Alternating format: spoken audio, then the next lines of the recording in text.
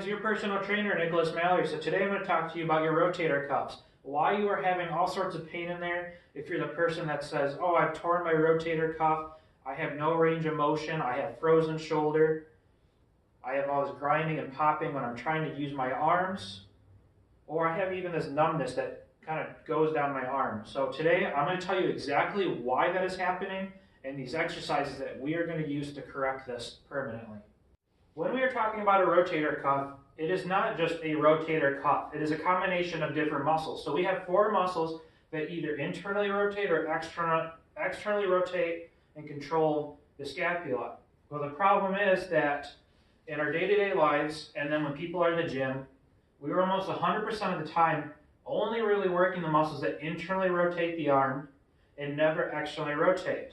Well, these are not very big muscles, but they are very important. So when we get this huge imbalance, it's going to cause all sorts of issues. Well, the problem is our internal rotation and all these different muscles, the chest, the deltoids, that really help internally rotate the arm, they'll start pulling our shoulder joint up, and the bone that runs right across here starts causing this impingement into the tendons.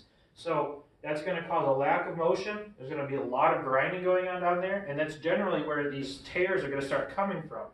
Those externally rotating muscles actually help pull the arm down, get that in the correct position instead of being hunched and rotated forward. So, because if I'm standing here and I just kind of relax and hunch forward, I cannot pick my arm up past any here. But I get my scapula back in place, my shoulders are in line, I can go really far back. So, generally, internal rotation, if I'm standing here, super easy.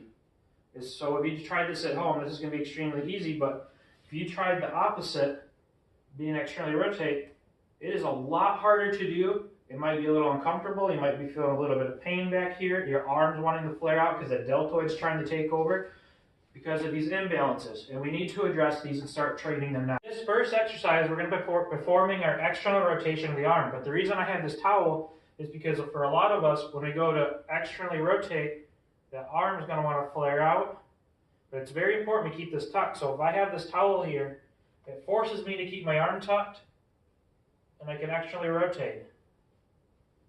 And if my arm was to flare out, that towel is going to drop. This exercise, the way that we are going to perform it is by bringing our arm up here to 90 degrees, holding the band, and then rotating our arm back. So generally, I'll try to stay within 90 degrees. We don't need to come down here to stay here and rotate up. I grab the band. I'm going to come up here to 90 degrees and just rotate up.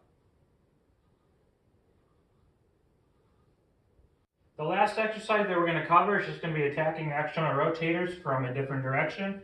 The way we're performing this is by having the band down here, and all we're going to do is extend the arm up and bring it back.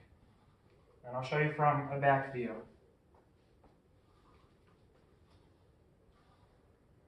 I hope you found these helpful, and you are going to start taking the rotator cuff extremely serious.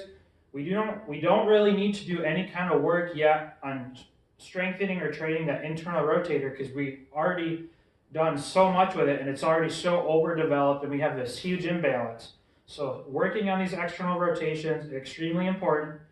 And if you would like to learn more or more that you can do, we offer a postural correction program. We do have our foam rolling classes, Theragun sessions, and we do have balance classes that are coming soon.